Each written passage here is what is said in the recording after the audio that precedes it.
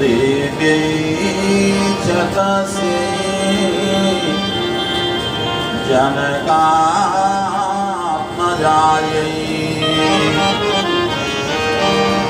नमोऽस्तु रुद्रेन्द्र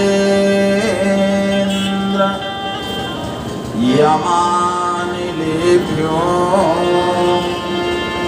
नमोऽस्तु चन्द्रार्कमरुदगणेभ्यः वंशी विभूषितकरान्नवनीरदावान् पीताम्बरादरुरबिम्बफलादरोष्णात् पूर्णेन्दुसुन्दरमुखादरविन्दनेत्रात् कृष्णात् परं किमपि तत्त्वमहं न जाने।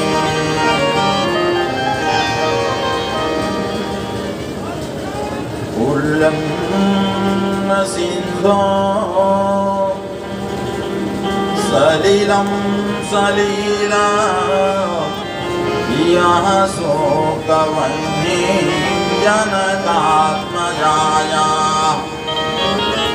आदाय तेनैव ददाह लङ्कां नमामि तं प्राञ्जलिराञ्जनेयम्। श्री सीतानाथ समारम्भाम्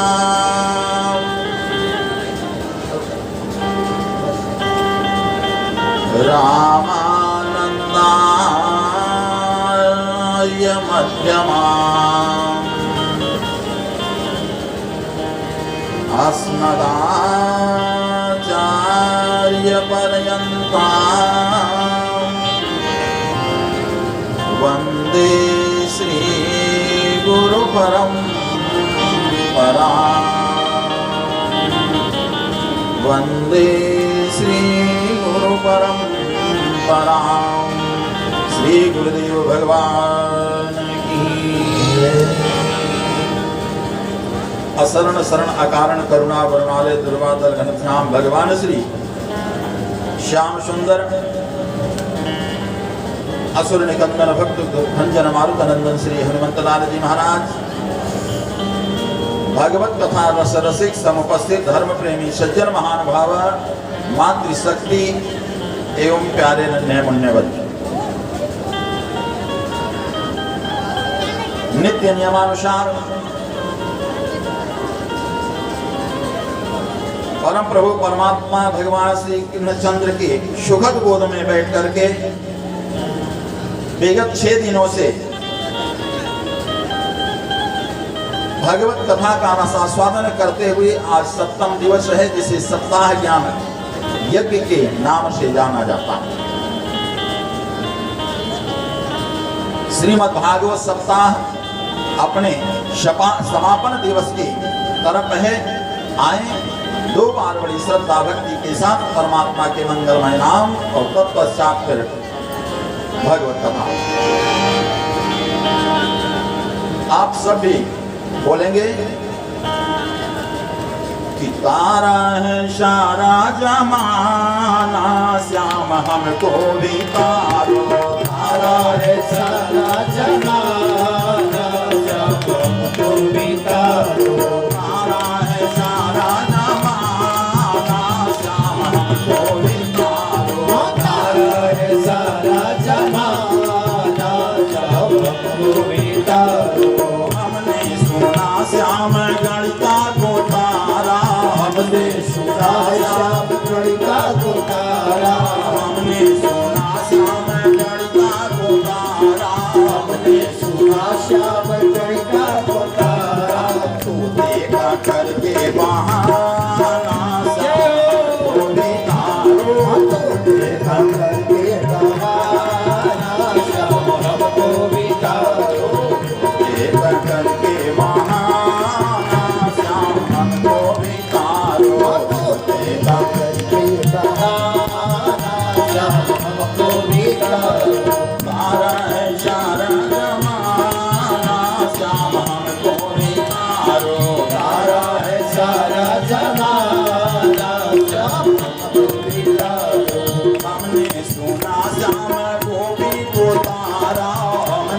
वृंदावन के पावन गोपी को तारा, हमने सुना श्याम गोपिन को तारा, हमने सुना श्याम गोपिन को तारा। क्या किया?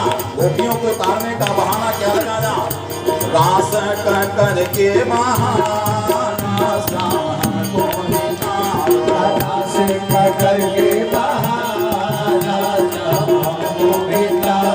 तारा है सारा जमाना श्याम हमको मिला, तारा है सारा जमाना श्याम हमको मिला। तारा है सारा जमाना श्याम हमको मिला, तारा है सारा जमाना श्याम हमको मिला।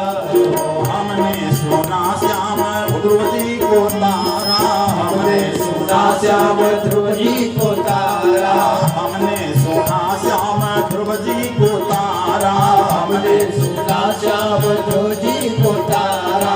भक्ति का करके बहाना श्याम हमको मिला, भक्ति का करके बहाना श्याम हमको मिला। भक्ति का करके बहाना श्याम हमको मिला, भक्ति का करके बहाना श्याम हमको मिला। तारा है सारा जमाना श्याम हमको मिला, तारा है सारा जमाना श्याम हमको मिला। तारा है सारा जमाना श्याम, तारा है सारा जमाना श्याम हमको मिला। तारा है सारा जमाना श्याम हमको मिला। गोविंद जय जय गोपाल जय जय, गोविंद जय जय गोपाल जय जय, गोविंद जय जय गोपाल जय जय, गोविंद जय जय गोपाल जय जय। राधा रमण हरि गोविंद जय जय, राधा रमण हरि गोविंद जय जय। राधा रमण हरि गोविंद। श्रवण सुयस सुनियायो, प्रभु भंजन भवई। श्रवण सुयस सुनियायो, प्रभु भंजन भवई। त्राहि त्राहि आरती हरण, शरण सुखद रघुवीर।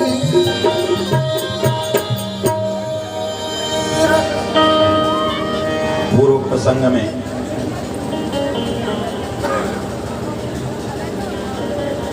हम सब श्रवण कर रहे थे भगवान श्री कृष्ण के अनेक लीलाओं के अंतर्गत कन्हैया की विवाह लीला का भी की कथा को भी हम सबों ने श्रवण किया।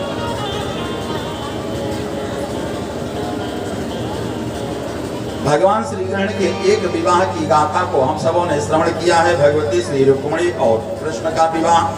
रुक्मिणी के यहाँ पुत्र के रूप में प्रद्युम्न का अवतरण होता है। जिन प्रद्युम्न जी ने संबरासुर नामक असुर का वध किया है, और ये प्रद्युम्न जी महाराज साक्षात कामदेव के अंश हैं।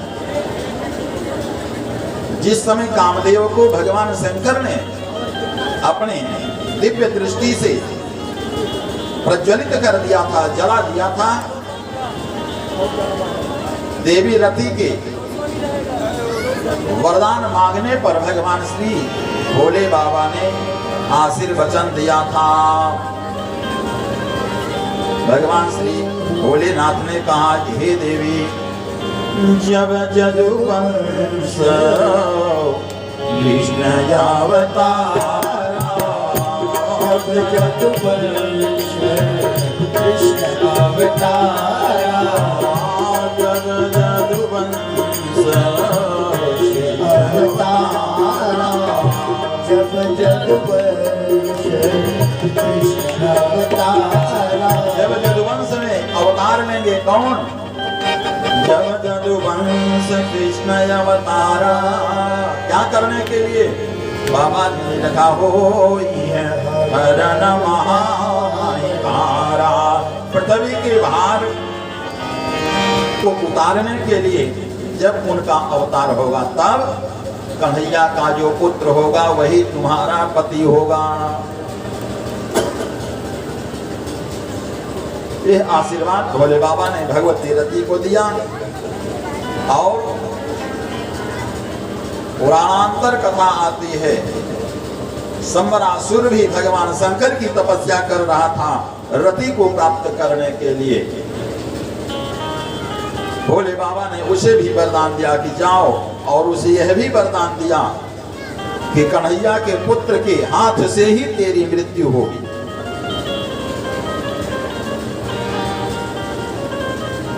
जब यह बात शंबरासुर को मालूम हुई कि कन्हैया के यहाँ पुत्र का जन्म हुआ है, तो छठे दिन ही खष्टी अपने यहाँ छठी मनाया जाता है। छठी के दिन ही शंबरासुर ने प्रद्युम्न को सूतिकागृह से अपहृत कर लिया, उठा लिया और ले जा करके समुद्र में फेंक देता है। तिमिंगिल नामक मत्स्य ने उनको निगल लिया, और निगलने के पश्चात फिर वह मछली जाल में फंसती है।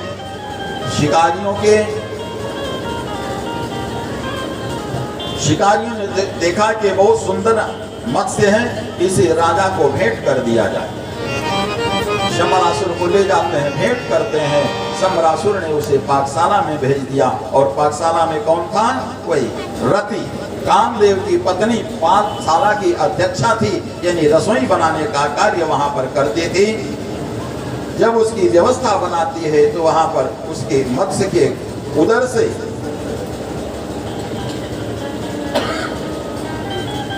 मानव पुत्र को जब प्राप्त करती है बहुत प्रसन्न होती है। नारद जी ने आकर के रति से सारी बात बता दी, देवी ये कोई दूसरा नहीं है, यह तुम्हारे पूर्व जन्म के पतिदेव हैं। अनेक प्रकार के, अभी धारावाहिक चल रहा तो आप सबों ने देखा होगा, अनेक प्रकार की रासायनिक विद्याओं का प्रयोग करके मायावती ने यानी रति ने कामदेव को युवावस्था प्रदान कर दी, अपनी समस्त विद्याओं को कामदेव को यानी प्रद्युम्न को प्रदान किया। समय आने पर प्रद्युम्न ने शंबरासुर का वध किया।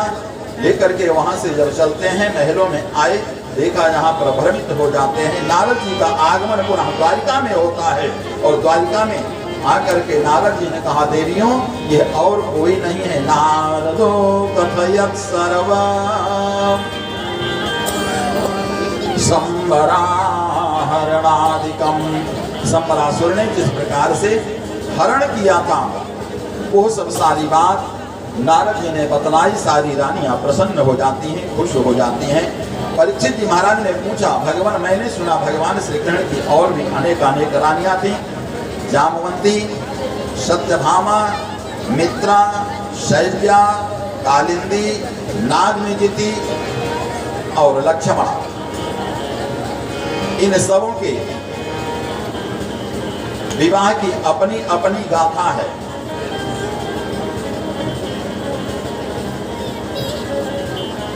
समस्त रानियों के विवाह की अपनी अपनी गाथा है।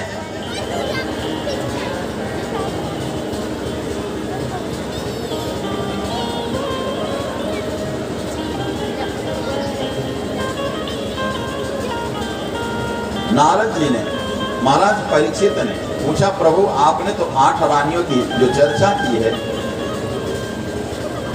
इनमें सबसे श्रेष्ठ है रुक्मणी जी, दूसरे पर आई जामवंती। जामवंती कौन है?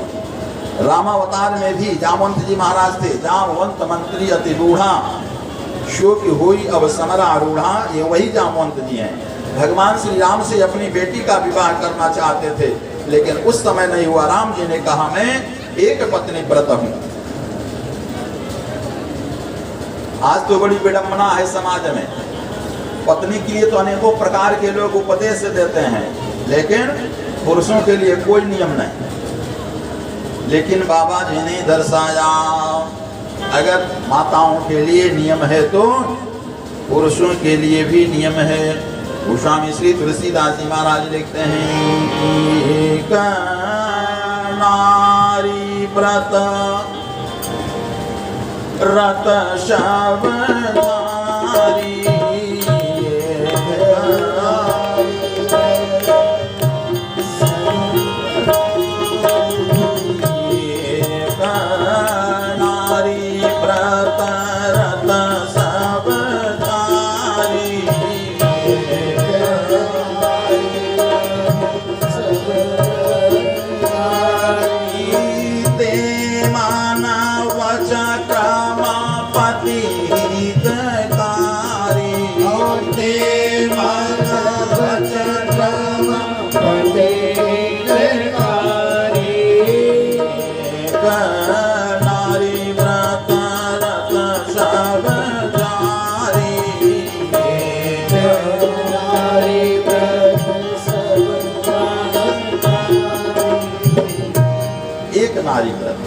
ये राम जी की मर्यादा है, उच्छृंखल नहीं बनना। जामवंत जी ने निवेदन किया, प्रभु श्री राम ने कहा जामवंत जी इस अवतार में यह संभव नहीं होगा, आगे आने वाला अवतार होगा उसमें देखा जाएगा। तब से लेकर के आज तक जामवंती जी बैठी हुई थी। आज अवसर आया जामवंती का विवाह प्रभु श्री कृष्ण के साथ होगा। वहां से लेकर के आते हैं सत्यभामा असमंतक मणि। जब अपने ससुर सत्राजित को प्रदान करते हैं, सत्राजित लज्जित हो जाता है, अपने को लज्जा से बचाने के लिए वह मणि और सत्यभामा नाम की बेटी दोनों को कन्हैया को प्रदान कर देते हैं। इसी प्रकार से सबकी अपनी अपनी कथा। भैष्मी जामवंती सत्यभामा सत्या भद्रा च लक्ष्मणा कालिंदी मित्रविंदा चेत्याष्टौ पट्ट महाश्रिया।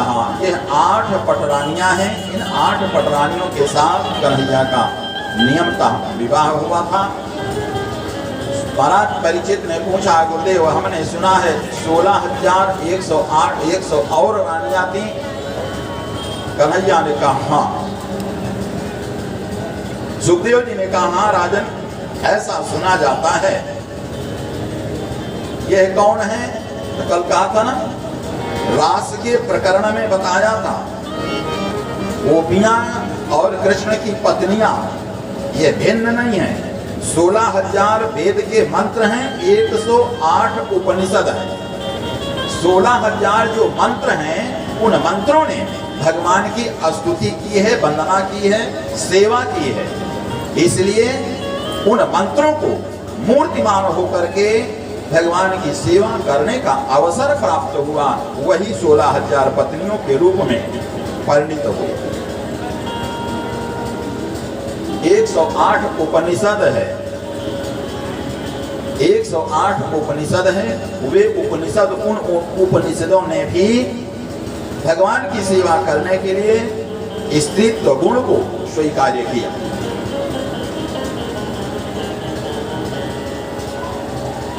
महाराज परीक्षित ने एक बात और पूछी, महाराज मैंने सुना है कि भौमासुर नाम का एक राक्षस था, असुर था, वह पृथ्वी का बेटा है।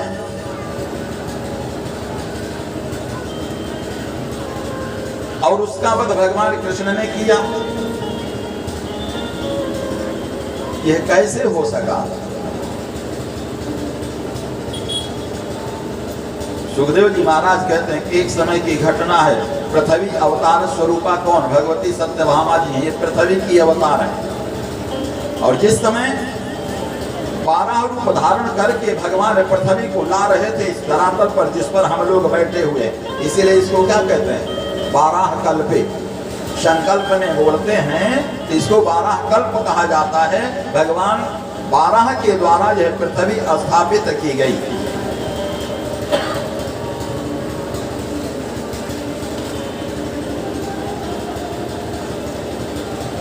हिरण्याक्ष के वध की लीला को देख करके पृथ्वी भयभीत तो हो गई। उस भय के कारण पृथ्वी के गर्भ से भौमासुर की उत्पत्ति हुई। और जब सत्यभामा को यह बात मालूम हुई कि मेरे बेटे का वध मेरे स्वामी कृष्ण करेंगे, तो एक दिन सेवा करते करते सत्यभामा ने कन्हैया से कहा, प्रभु आप मेरे बेटे का वध क्यों करोगे? कन्हैया ने कहा, देवी बेटे का वध तब तक मैं नहीं करूंगा जब तक आप कहोगी नहीं, तब तक। बताओ, कोई माँ अपने पुत्र का वध करने के लिए कभी कह सकती है क्या? नहीं कहेगी। आज भौमासुर ने किया क्या है? अनेक कन्याओं को बंद कर दिया है, लिया करके उन वेदों को चुरा करके, स्मृतियों को चुरा करके ला करके जेल में बंद कर रखा। सारे वेदों के ने कन्हैया के पास संदेश दिया, प्रभु आप इस कैद खाने से हमें छुड़ावें। आज भगवान ने कहा, सत्यभामा को अपने रथ पर बैठाया सारथी का कार्य करने के लिए और चल पड़े। कहां पर? प्राग ज्योतिषपुर। प्राग ज्योतिषपुर की तरफ चल पड़े। शाभार्यो गरुणारूढ़ा प्राग्ज्योतिषपुरं ययौ।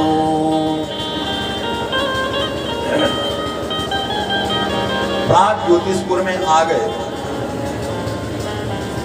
अपने धनुष की टंकार लगाई और जैसे धनुष पर प्रत्यंता चढ़ाई आवाज होती है सार्ग धनुष की, भौमासुर महलों से निकल पड़ता है। दोनों में भयंकर युद्ध होता है और जब भीषण युद्ध हुआ तो कुछ समय के लिए भगवान मूर्छित हो जाते हैं और उस मूर्छावस्था को देख करके भगवती सत्यभामा ने कहा, हे भगवान,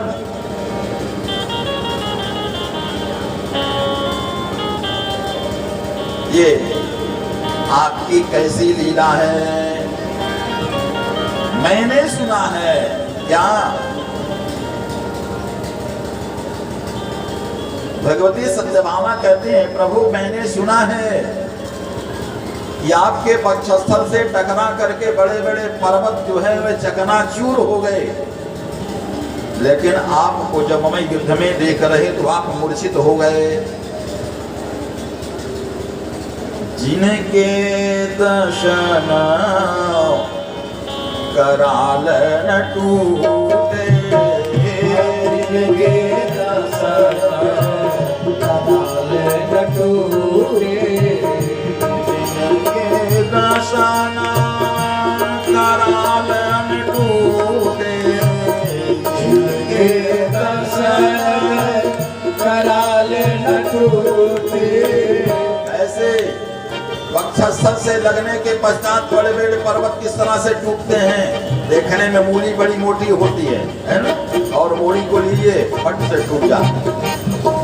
लागत मूलक इव टूटे, लागत मूलक इव टूटे, जिनके दर्शन करालन फूटे, जिनके दर्शन कराल न टूटे, पूरे लागत मूलक इव टूटे, पूरे लागत मूलक इव मूली की तरह टूट जाते थे। मैंने ऐसा सुना है, लेकिन आज देख क्या रहे ठीक विपरीत दिखाई पड़ रहा है।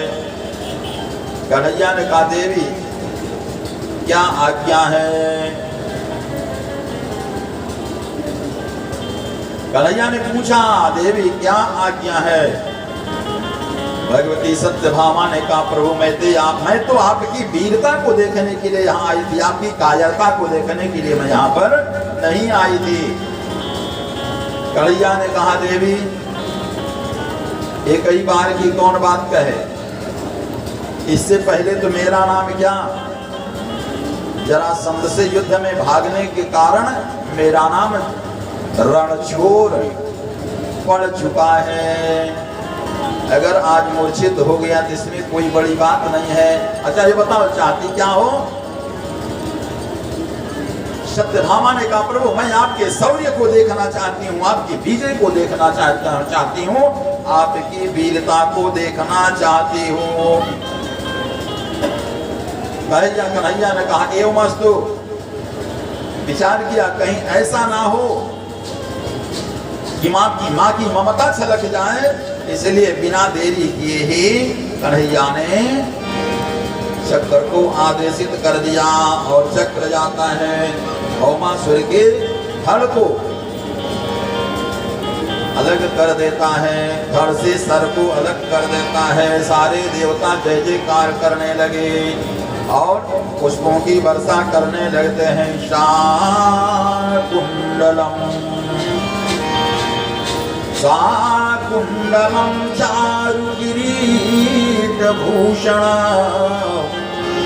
बभौ पृथिव्यां पतितां समज्ज्वलत।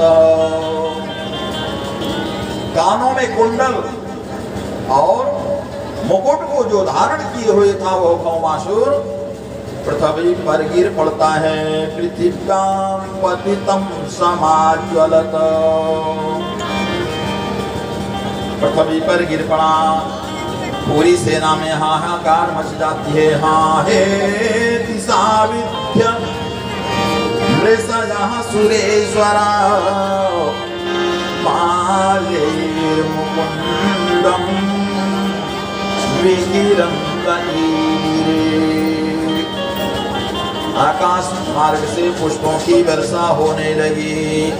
बरसे सुमन सूर सकल सिंहाही।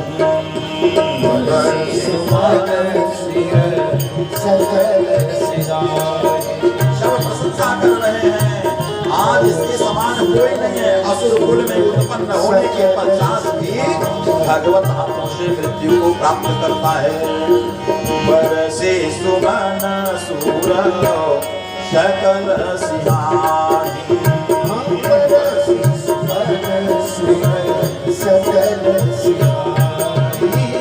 यही समनि बटनी जगुना, यही समनि बटनी जगुना। इसके समान अपराध करने वाला और कोई दूसरा नहीं था, लेकिन इसको भी भगवान ने मुक्ति प्रदान की। यही समनि बटनी जगुना। क्यों? भगवान का संकल्प है सकृत प्रणाम। एक बार सकृत मानेंगे केवल एक बार श्रद्धा और भाव से ठाकुर जी को प्रणाम कर लो, ठाकुर जी सारे अपराधों को भुला देते हैं, स्वीकार कर लेते हैं।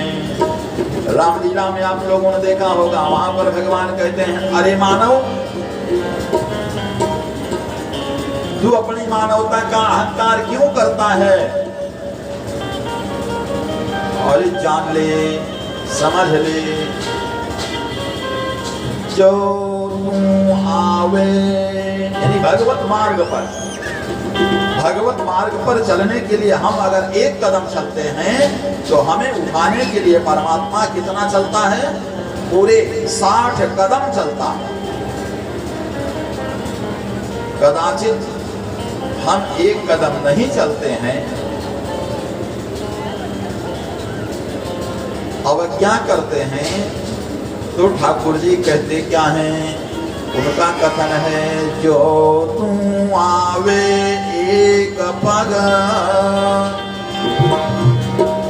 मैं आऊं पग 60, और जो तू करो क्या सूखी लकड़ी, जो तू करो बांस है मैं लोहे की लाट।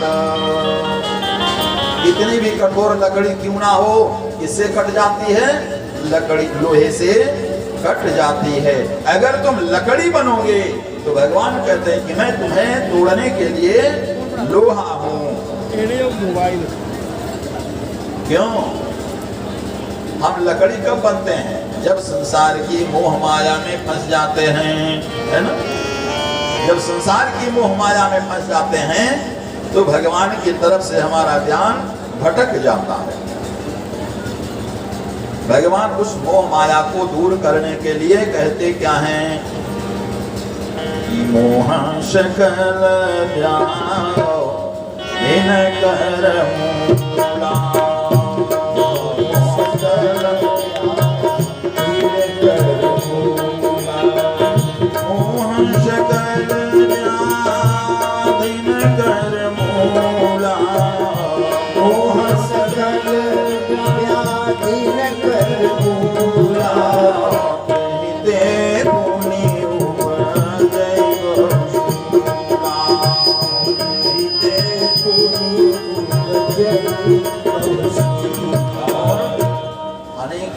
के कष्ट प्राप्त करता है यह जीव। भगवान कहते हैं कि एक बार मेरी शरण में आ जाओ।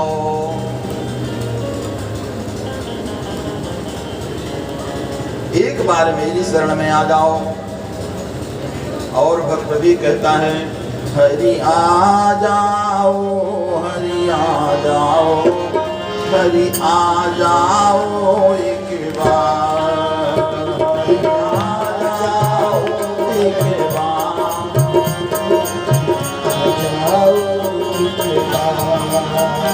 हरि आ जाओ, हरि आ जाओ, हरि आ जाओ, हरि आ जाओ, हरि आ जाओ एक बार, हरि आ जाओ। क्या है? मेरा छोटा सा संसार, हरि आ जाओ एक बार, मेरा छोटा सा संसार, हरि आ जाओ एक बार, मेरा छोटा सा संसार, हरि आ जाओ एक बार, ओ मेरा छोटा सा संसार, हरि आ जाओ एक बार। इस प्रकार से उन गोपियों ने भौमासुर के कारागार में बंद देवियों ने, वेदों की स्मृतियों ने, मंत्रों ने भगवान को संदेश दिया। भगवान ने वहां पर पहुंचकर भौमासुर का वध किया और वध करने के उपरांत जब कारागार के सामने जाते हैं, देखा फाटक को खोला, अब तो उसमें से अनेकानेक देवियां निकलने लगी। कन्हैया ने कहा देवियों अब आप सब लोग अपने अपने स्थान को जाओ। देवियां कहती हैं प्रभु आपका दर्शन हुआ, आपका दर्शन हुआ, हम पुनः संसार में जाएं, क्या यह आपको शोभा देता है? एक बार भगवत शरणागति जिसे प्राप्त हो जाए और फिर वो संसार के बंधनों में फंस जाए, फिर आपकी प्रतिज्ञा का क्या होगा?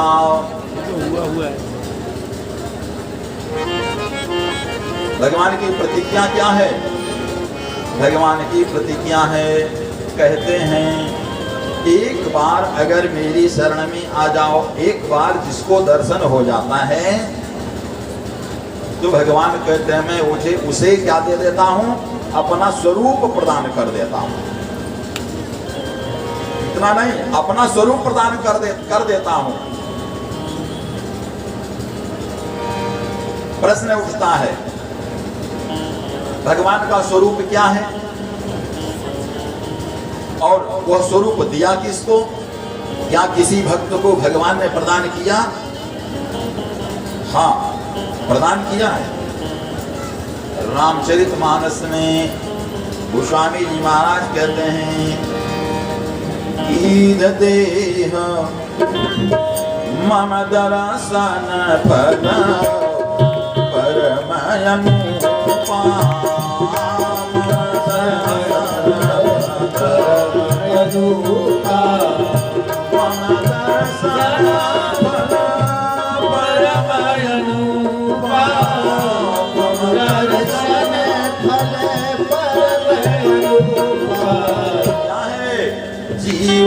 पावनी सहज स्वरूप आई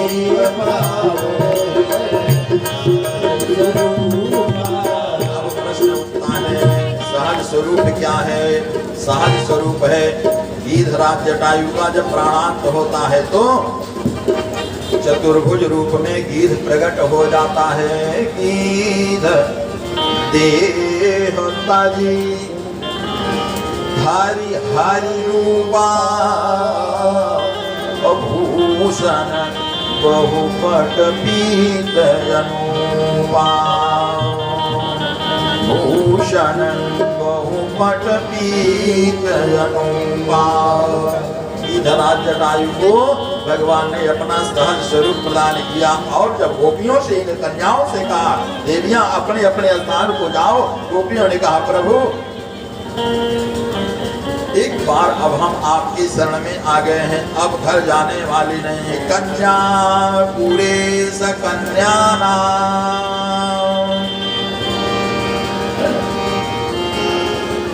घोड़सातुल विक्रमः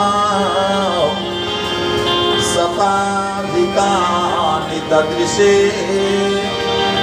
सहस्राणि महामते।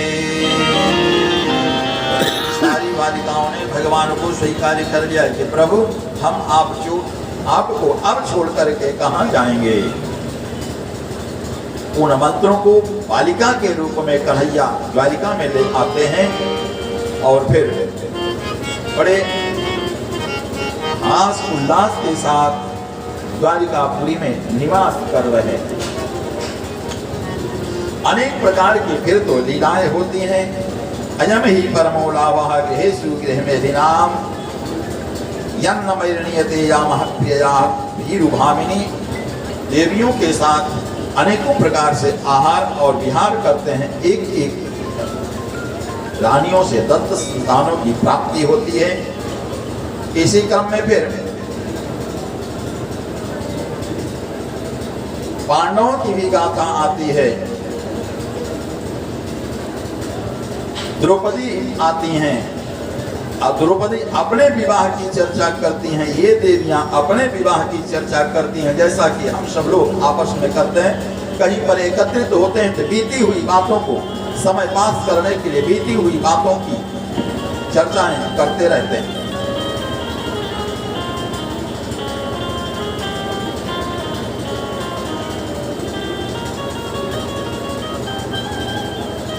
हस्तिनापुर की चर्चा आई। अक्रूर जी उद्धव जी महाराज हस्तिनापुर जाते हैं, वहां से संदेश लाते हैं कि महाराज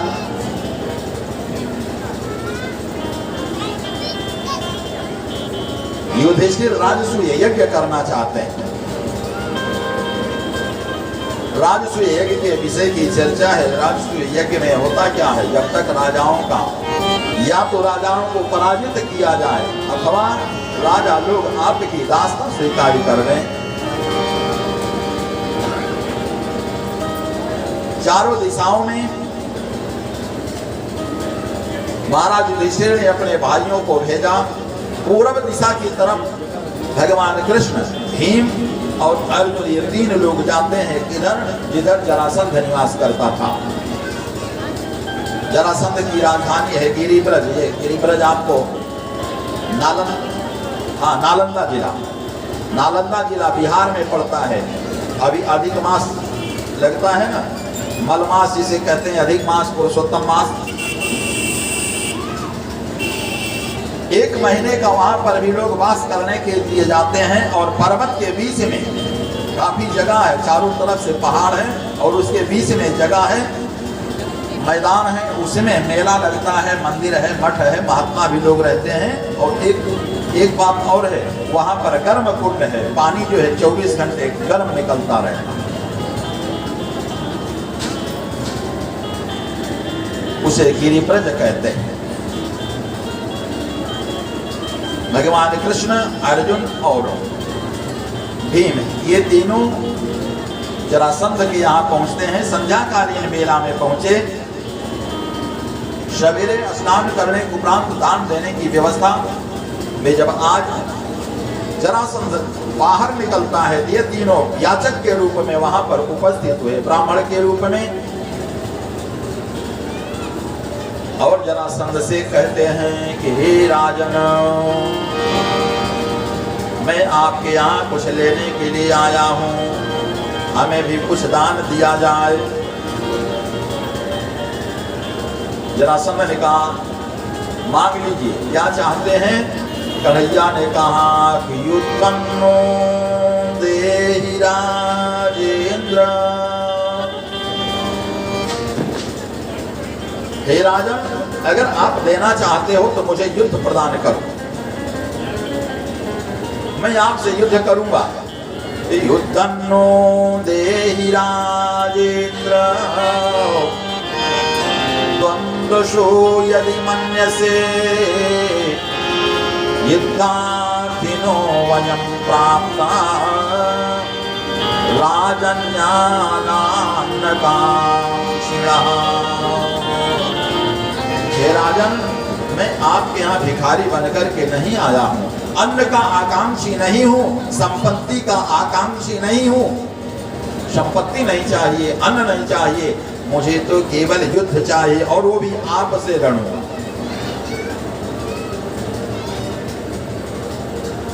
जरासंध ने कहा भगवान, आप ब्राह्मण के वेश में आए जरूर हो, लेकिन आप लोग ब्राह्मण नहीं हो। सुबह का समय है, आए हो, इनकार नहीं करूंगा, लेकिन अब आप अपना परिचय दीजिए, आप हैं कौन?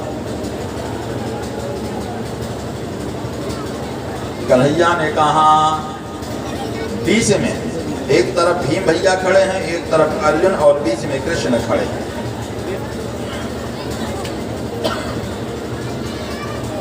दाहिनी तरफ इशारा किया, आसो ब्रेकोदरः, मेरी तरफ दाहिनी तरफ कौन? ब्रेकोदर महाराज भीम हैं, ये भीम खड़े हैं। पार्थस्तस्य, और मेरे बाईं तरफ जो है पार्थ अर्जुन खड़े हैं। पार्थस्तस्य भ्राता अर्जुनो हयम्, और मैं उनका भाई बीच में खड़ा हूं।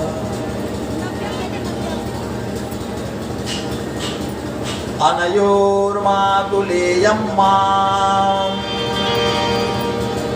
अगर इतने से भी आपको समझ में नहीं आ रहा है तो मैं इनके मामा का लड़का हूँ। अनयोर्मातुलेयम् माम्, दोनों के बीच में मैं इनके मामा का, यानी अर्जुन के मामा का लड़का मैं कृष्ण, और तुम्हारा पुराना शत्रु कृष्ण जानी है तेरी पुमा, मैं तो आपका पुराना शत्रु हूँ। मेरा नाम कृष्ण है। कन्हैया की इन बातों को सुन करके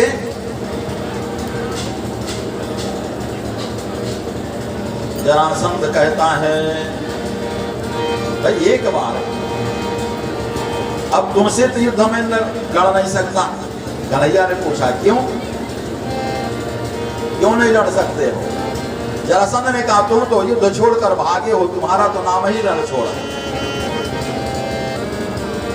जो एक बार मुझसे युद्ध में भाग जाता है उससे मैं युद्ध नहीं करता। कन्हैया मुस्कुराए और मुस्कुरा करके बोले, एक बार मैं युद्ध में भागा तो तुम मुझसे युद्ध नहीं करोगे, और 17 बार तुम मुझसे युद्ध में भाग करके छिप गए हो, मैं तुम्हारे यहाँ युद्ध करने के लिए आ गया। 17 बार तुम भागे हो, एक बार मैं भागा हूं। चलो कोई बात नहीं, मुझसे युद्ध नहीं करोगे, कोई बात नहीं। दोनों में से जरासंध कहता है, अर्जुन मुझसे अवस्था में छोटा, इसलिए अर्जुन से भी युद्ध नहीं कर सकता। युद्ध कहाँ होता है? प्रेम और वैर दोनों बराबर में होता है। बाबा जी ने लिखा है, गोस्वामी जी महाराज लिखते हैं, कौन? अंगद रावण से कहता है, प्रीति विरोध समान समान, करिय नीति असयाई, जो मृगपति बदने दुखनी भरती कहीं कोताही। अगर सिंह मेढकों का वध करने लगे तो उसकी प्रशंसा नहीं रह जाएगी। इसलिए मैं अर्जुन से युद्ध नहीं कर सकता। फिर बचते तो भीम भैया बचे। बोले हाँ भीम से चलेगा, यद्यपि मेरी बराबरी के नहीं है फिर भी भीम से चलेगा। दोनों में युद्ध प्रारंभ हो जाता है। एक दिन 2 दिन पूरे 27 दिनों तक युद्ध चला। भीम भैया एक दिन रात में, जब दिन भर युद्ध होता और रात में जरासंध के यहाँ भोजन पानी होता, सब बैठ करके मस्ती करते। एक दिन रात्रि में भीम ने कन्हैया से कहा, भैया अगर आपको मेरा वध ही कराना था तो हस्तिनापुर से यहाँ क्यों ले आए? आप हमें वहीं पर मार दिए होते। यहाँ ला करके मेरा वध कराने की क्या आवश्यकता पड़ी थी? कन्हैया ने कहा, क्या है भैया भीम?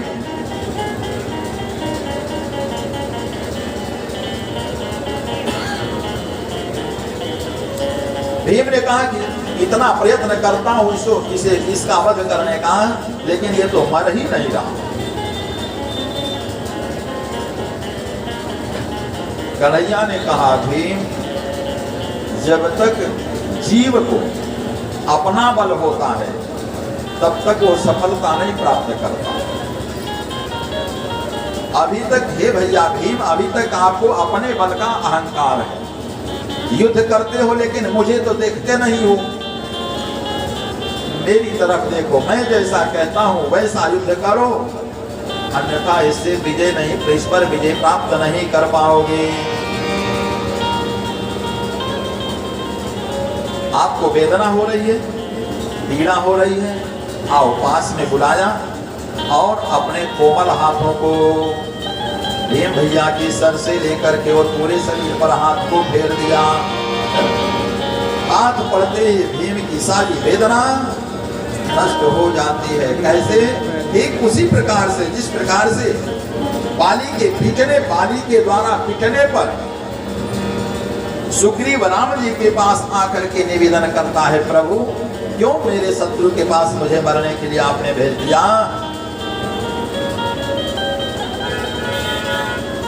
राम जी ने कहा, वेदना हो रही, आओ हाथ लगा देते हैं। बाबा जी लिखते हैं, कर परसा सुग्रीव शरीरा, कर परसा सुग्रीव शरीरा, कर परसा सुग्रीव शरीरा, परसा सुग्रीव शरीरा,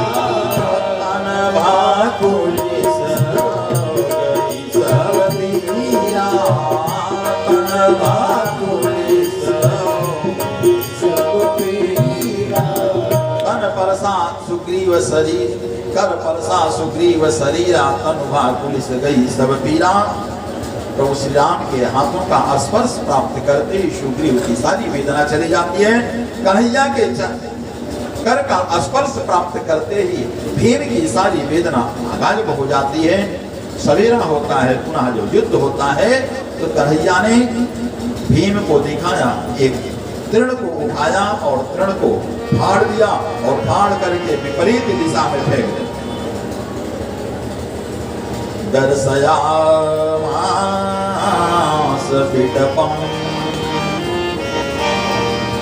पाटयन्निव संज्ञया, संकेत कर दिया, मानो यह संकेत कर दिया कि ऐसे जरासंध की मृत्यु ऐसे होने वाली नहीं है, इसको गिरा दो, पैरों से पैर को दाब लो, एक पैर को दाब लो, एक को हाथ से पकड़ लो, फाड़ दो और विपरीत दिशा में फेंक दो। वही किया। जरासंध मारा जाता है। जरासंध ने 10,000 राजाओं को अपने यहाँ बंदी बना रखा था, उन सबों की मुक्ति होती है। वे सारे राजा प्रभु श्री कृष्ण की शरणागति स्वीकार कर लेते हैं, और जब शरणागति स्वीकार कर लिया वे सब राजा हस्तिनापुर में आए, और हस्तिनापुर में आकर के महाराज श्री युधिष्ठिर के राजसूय यज्ञ में अनेकों प्रकार से सहयोग करते हैं। राजसूय यज्ञ में ही शिशुपाल का वध होता है। अग्र पूजा की बात आती है। शिशुपाल भी मां भगवान श्री कृष्ण की बुआ का बेटा था, मेरा भाई था। बुआ जी को मालूम हुआ कि इसका भी वध मेरे भतीजा करेगा। शर्त रखी कि भैया मेरे बेटे को मारना नहीं। कन्हैया ने कहा बुआ जी 100 गलती इसकी मैं माफ करूंगा और 100 के बाद इसे छोड़ूंगा। 100 के पहले बोलूंगा नहीं और 100 के बाद छोड़ूंगा। आज पूजन की बात जब आई, सारे सभासदों ने इस पूजन को स्वीकार कर लिया। पूजन को स्वीकार कर लिया, लेकिन शिशुपाल क्या करता है? शिशुपाल अपने मंच पर खड़ा हो गया और कृष्ण को अनेकों प्रकार के कटु शब्दों का प्रयोग करने लगा और कहता है इत्थं निशम्यदं भूषसुतः स्वपीठा। अपने आसन पर जिस पर बैठा हुआ था उसी पर खड़ा हो जाता है और खड़े होकर कहने लगा इत्थं निशम्यदं भूषसुतः स्वपीठा दुर्जाय कृष्ण कृष्ण गुणवर्णन जातमन्युः उच्छिप्य बाहुमिदमाह सदस्य मरसि संस्रावयं भगवते पूर्वार्यभीतः। हाथ को उठा करके अनेक प्रकार के अपशब्दों का प्रयोग करने लगा। भगवान कृष्ण 1 2 3 4 गिनते गिनते जब 100 होता है, कन्हैया ने कहा शिशुपाल अब सावधान हो जा। सावधान कहते कहते तब तक उसका आक्रोश और बढ़ा, शब्द बढ़ते हैं। कन्हैया ने सुदर्शन को आदेशित किया और सुदर्शन ने जाकर के शिशुपाल का काम तमाम कर दिया। शिशुपाल की जो ज्योति थी, जो उसका प्राण का प्रकाश पुंज था, वह प्रकाश पुंज ठाकुर जी के चरणों में आकर के समर्पित हो जाता है। यज्ञ पूर्ण होता है उस यज्ञ में। इस यज्ञ से यह प्राप्त होता है कि हमें भगवत कार्य करने के लिए, सबों के लिए भगवत कार्य में किसी प्रकार का संकोच नहीं करना चाहिए। भगवान कृष्ण ने वहां पर क्या किया है? उस यज्ञ में विष्णु पादा वने जने भगवान श्री कृष्ण ने लिया है। जो लोग आते थे उन लोगों के पैरों का प्रक्षालन करते थे। पैर धोने का कार्य, चाहे राजा हो या प्रजा हो, जो भी यज्ञ में आता सब के पैर धोते थे। और उससे जब बचता था समय, तो भोजन जब होता था तो लोग के पत्थर को उठाया करते थे। भगवत कार्य में कोई भी कार्य छोटा नहीं होता है, सब भगवत सेवा होती है।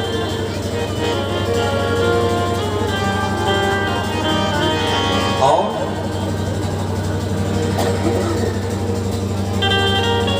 भगवत कार्य करने के लिए सदैव उत्सुक रहना चाहिए, मन में भावना होनी चाहिए।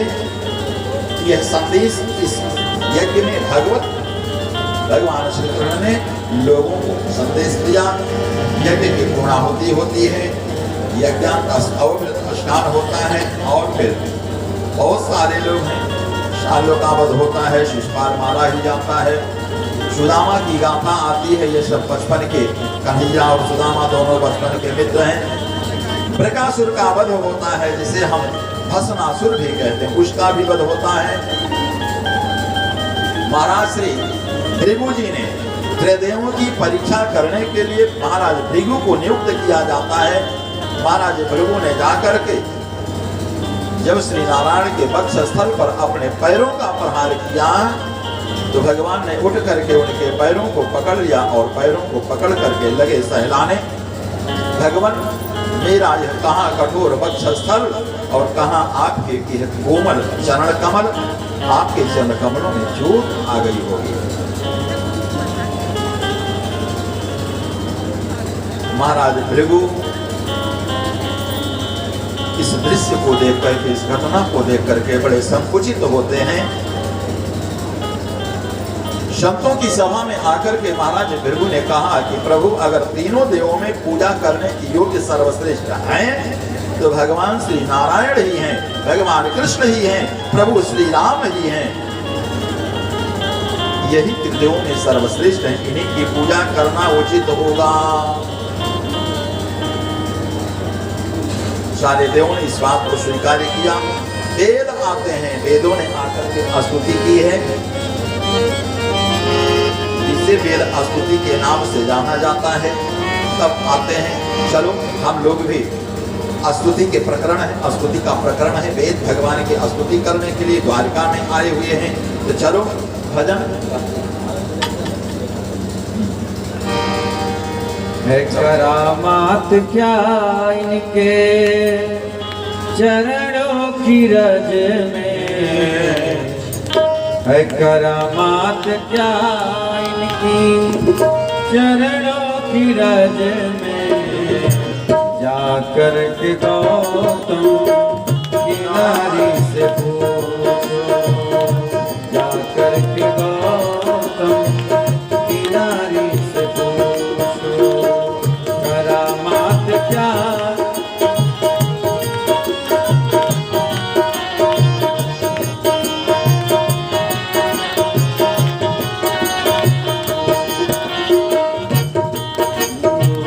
भरी इनकी आँखों में है कितनी करुणा, भरी इनकी आँखों में है कितनी करुणा, जाकर सुदामा दुखारी से पूछो, जाकर सुदामा दुखारी से पूछो, कृपा कितने करते हैं शरणागतों पे,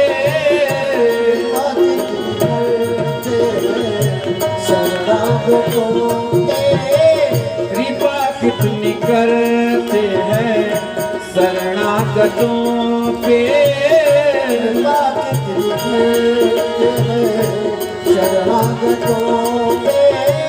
बता सकते हैं बता सकते हैं यदि मिलेंगे विभीषण, पति तो पावन तो कैसे बनाते, पति तो पावन तो कैसे बनाते, जटायु सरी से उल्कारी से पूछो, जटायु सरी से करामात क्या इनकी चरणों की रज में, करामात क्या इनकी चरणों की रज में, जय हो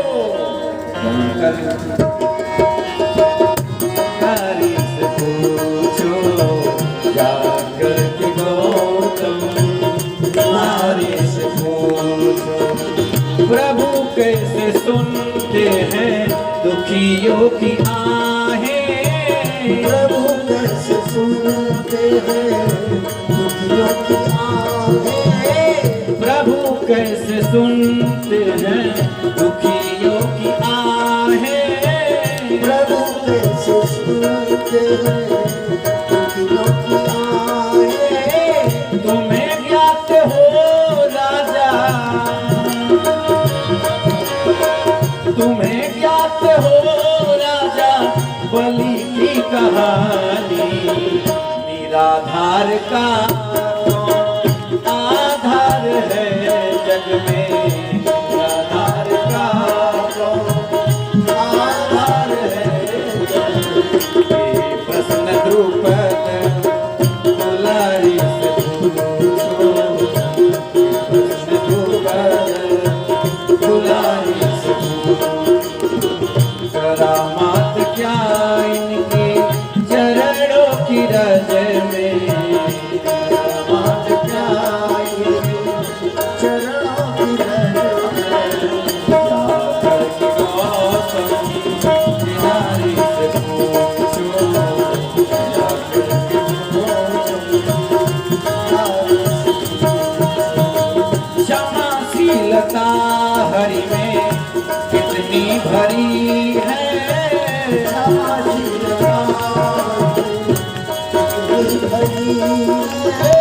दयाशीलता प्रभु में कितनी भरी है,